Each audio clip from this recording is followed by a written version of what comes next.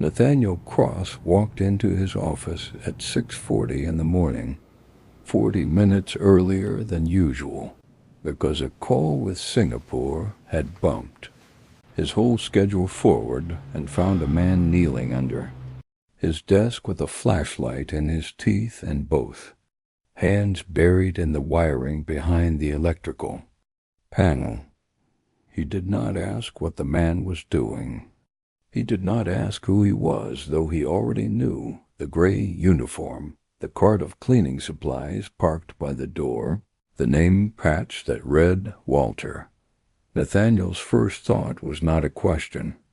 It was a memory, 11 years old, of a different office and a different desk, and a different man who had once knelt in almost exactly that spot with almost exactly that flashlight, and it cost Nathaniel's father everything he had built. "Get out from under there," Nathaniel said. His voice did not rise. It didn't need to.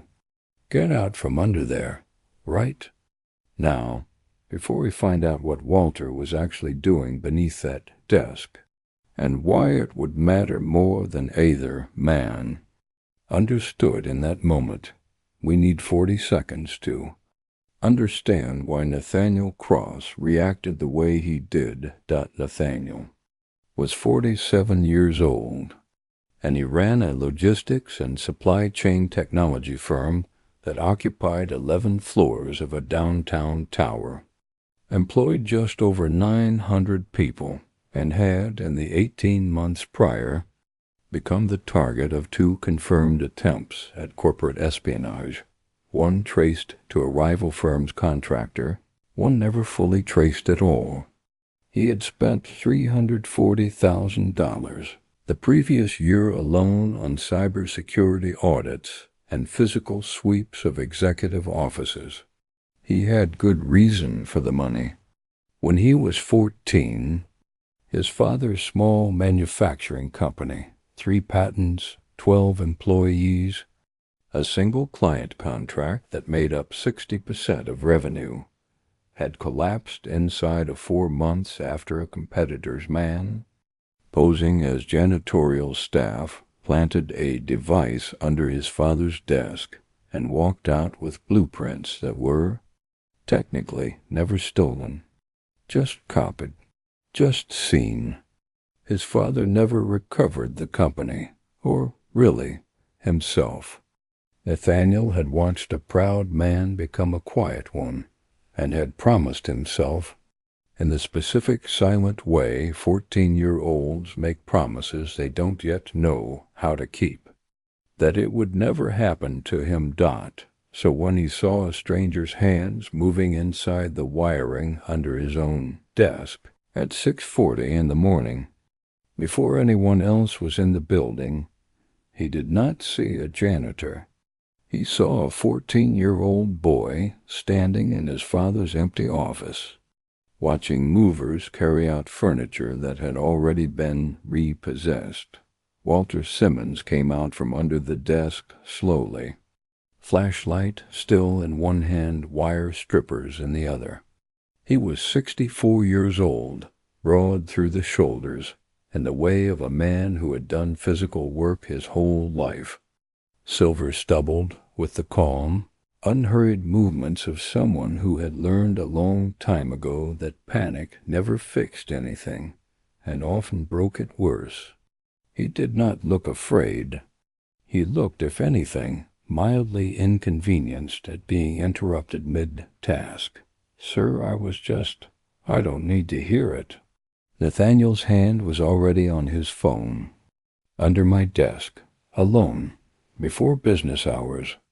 Do you understand what that looks like?" "I understand what it looks like," Walter said, evenly. "It's not what it is. Save it for HR." Nathaniel had already dialed building security. 2 guards arrived within 90 seconds, the kind of response time that only exists in buildings, where the person calling owns the lease. Walter did not resist. He set his tools down carefully, almost gently, on the corner of the desk, The way a man sets down something he has respect for, even when the moment does not call for gentleness. He picked up his flashlight. He looked at Nathaniel one more time. "You should have someone look at that panel," Walter said. "Not me, if you don't want it to be me. But someone soon." "Get him out of the building," Nathaniel said to the guards, "and did not watch him go dot before we continue. If you believe that expertise doesn't need a title to prove itself, and that dignity doesn't require a corner office to be real, please like this video, subscribe to Kindness Tales, and share this with someone who needs to believe in people again. Today. Walter Simmons had been cleaning offices in that tower for 2 years, 4 nights a week, arriving at 5 p.m. and leaving before the day shift came in, moving through empty floors with a cart and a routine and a silence that suited him fine. What none of the 900 people who worked in that building knew, because none of them had ever asked, and Walter had never volunteered it, was that for 26 years before that, Walter Simmons had run his own electrical contracting business. Simmons and Cole Electrical, licensed, bonded, 6 employees at its peak, wired half the retail strip on the east side of the city and both wings of the community hospital. It had ended 9 years ago, not because Walter did anything wrong, but because his business partner of 15 years, a man Walter had trusted since they were apprentices together, had quietly drained the company's accounts over 18 months, leaving Walter holding 6 figures of debt, a revoked bond, and a reputation he never fully cleared, even after the fraud was proven in court. He was 64 years old with a master electrician's license he could no longer afford to reinstate, a set of hands that still knew exactly what they were doing, and a job cleaning the offices of people who had never once asked him what he used to be.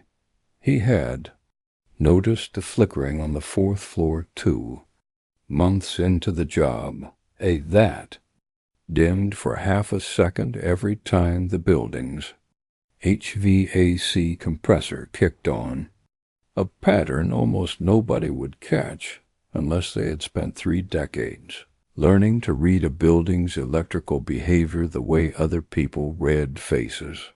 He had traced it on his own time, unpaid, unasked, floor by floor, outlet by outlet, until it led him to a panel behind the CEO's desk on the top floor, where a junction box installed during a rushed office renovation 8 months earlier had been wired with a connection just slightly undersized for the load now running through it. Not dangerous yet. Dangerous soon. The kind of thing that shows up in an insurance report after a fire, in the sentence that begins, "The origin of the fire was traced to."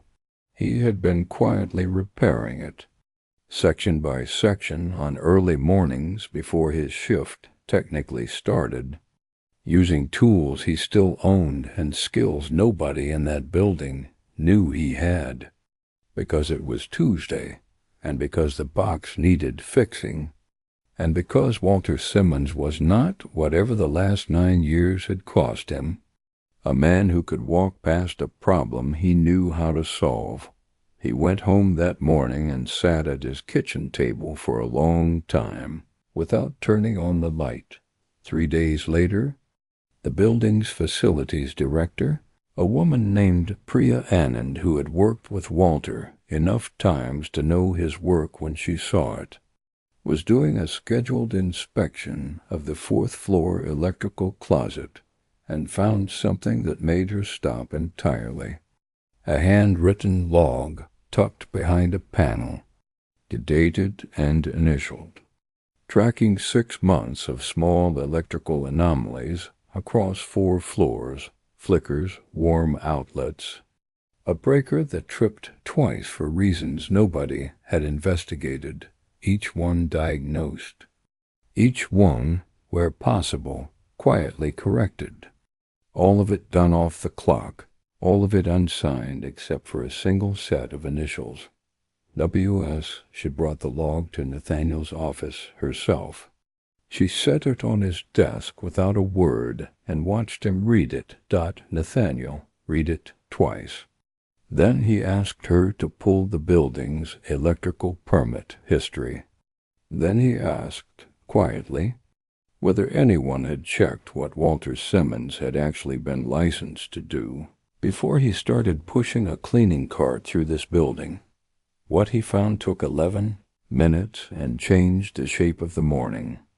Walter Simmons, master electrician, license lapsed but never revoked for cause. Formerly of Simmons and Cole Electrical, 26 years in the trade. 0 safety violations in a career that spanned 2 decades before a partner's fraud had ended it in a way that had nothing to do with Walter's hands or his judgment. Nathaniel sat with that for a long moment.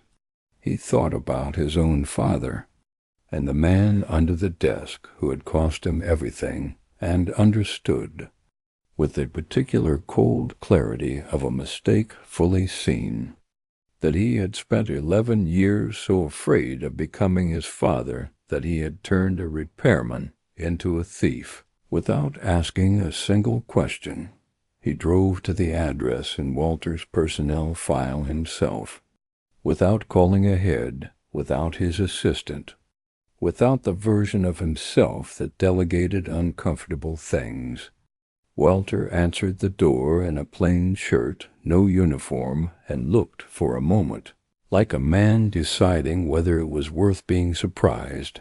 "Mr. Cross, I owe you an apology," Nathaniel said. "Not the kind I give to make myself feel better about it. The kind where I tell you exactly what I got wrong." Walter did not invite him in right away. He looked at him for a long moment on the doorstep, weighing something. Then he stepped aside. They sat at the kitchen table where Walter had sat alone 3 mornings earlier in the dark. Nathaniel told him about his father, about the desk, about 11 years of building a fortress around a wound he'd never actually let anyone look at. Walter listened the way he'd learned to listen to a building, patiently for the thing underneath the obvious thing. "I wasn't stealing anything from you," Walter said finally. "I was trying to keep your building from burning down. Same as I would have for anybody. I know that now. You should have asked. I know that, too." Nathaniel offered him his job back that day. Walter turned it down, not out of pride, but because a cleaning position was never going to be the right shape for what Walter actually was.